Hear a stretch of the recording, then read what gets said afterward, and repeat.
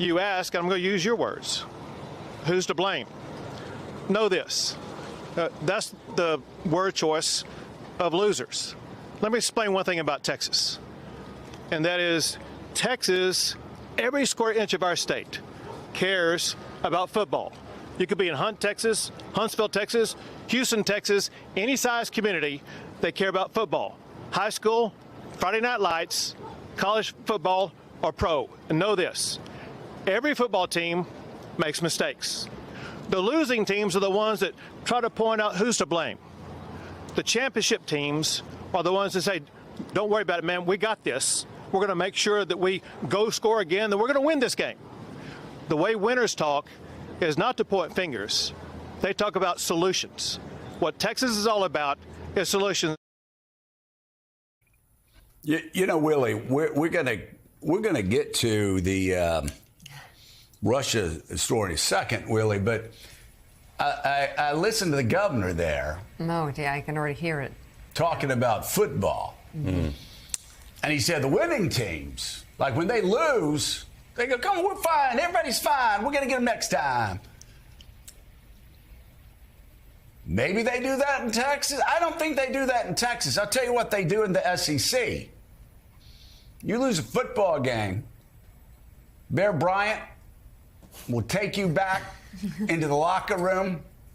Nick Saban will take you back into the locker room, and you'll hear about it nonstop, about what you did wrong, why you did it wrong, how you cost the team the game, and how you never do it again. In fact, Nick Saban, actually, you can see Nick Saban, he goes around and talks all the time about the importance of telling people when they make mistakes. Saban said, if I don't go up and get in people's face and tell them when they've made a mistake, I'm letting down the entire team. It creates a culture that allows permissiveness, that breeds mistakes, that makes a team worse and makes them repeat those mistakes week in, week out, week in, week out. So I don't even know. He should not have brought up football. That was so because I'm pretty painful. sure in Texas football, it's a lot like Alabama football. If you screw up, then there is immediate accountability. And if you don't understand that, then you go out in Alabama or Northwest Florida and you run wind sprints. And you keep running wind sprints. And you run what we call red dogs in Northwest Florida. You don't want to run red dogs in Northwest Florida.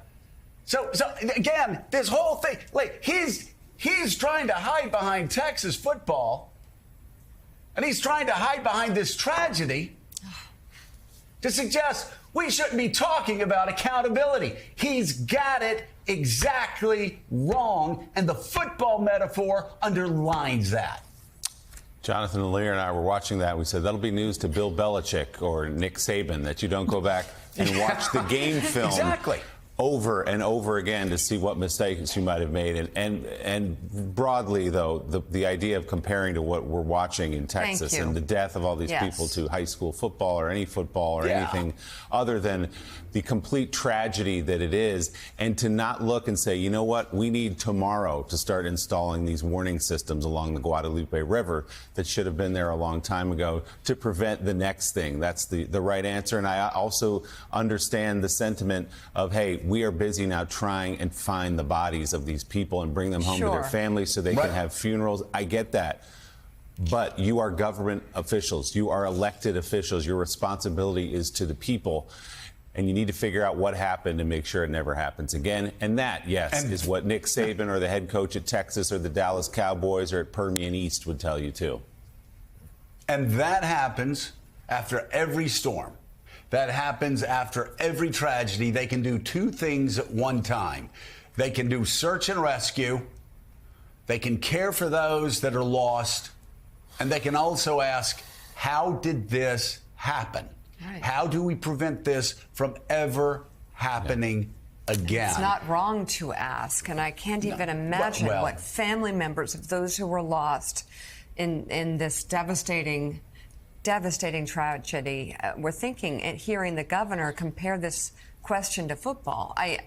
And say, please don't even ask us any questions about how this happened. Yeah, it was painful. It's loser talk. We're going to be continuing to cover this story throughout the show with Aaron Gilchrist and others on the scene.